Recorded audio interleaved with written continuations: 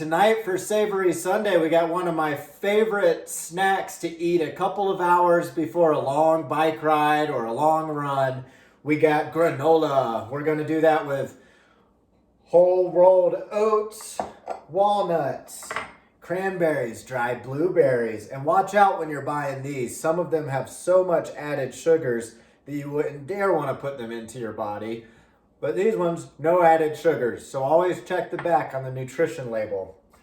Then we got toasted coconut flakes. Also, always look at the back before you purchase these. Some of them have staggering amounts of sugar in them. And then we got sliced almonds. Can't wait to see how it turns out.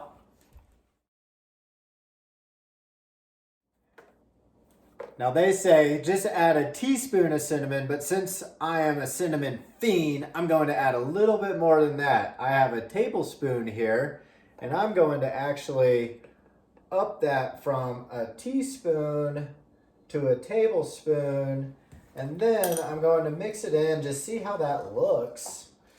Make sure there's cinnamon coating this stuff. I want a nice cinnamony granola here. I'm going to put in a little bit more, maybe a tablespoon and a half.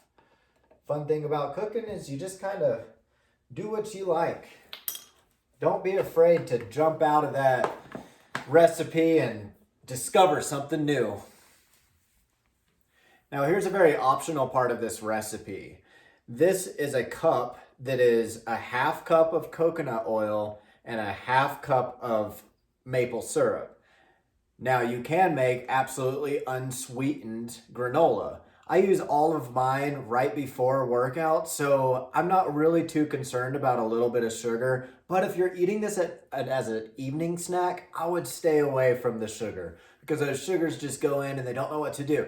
However, if we do them right before a workout, we're going to be using them. So a little bit of sugar is okay. Now what I did, instead of having all this coconut oil, I did half coconut oil and half olive oil. Olive oil has a less saturated fat content. So this is going to be better for arterial health.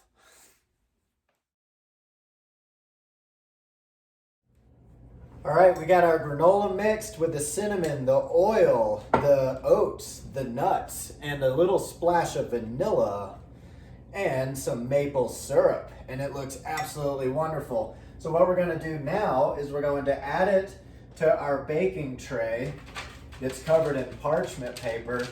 And we want it just a single layer here so that all gets cooked. If you got extra, I guess you can save it and use it as oatmeal in the morning.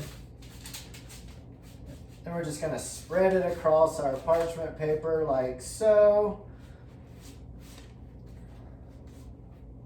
And we're going to preheat the oven to 350, stick it in for about 20 minutes, and then we're going to loosen it up, mix it all up again, and stick it back in until it's done. And then we're going to add our dried berries and our coconut flakes. Ooh, can't wait. Alrighty guys, we've waited 20 minutes and it smells so good in this kitchen. Let's pull it out and see how we've done. Now, before we stick it back in, after we flipped it all around, we want to push these oats down because this is going to be the last time that they have a chance to stick and clump together. So we're going to push them all down and then we're going to stick it back in the oven. Now that it's out of the oven, now we're going to add our coconut crispies. Yummy, yummy, yummy. These, of course, are optional. Really, any sort of the dried fruits are optional. The nuts are optional.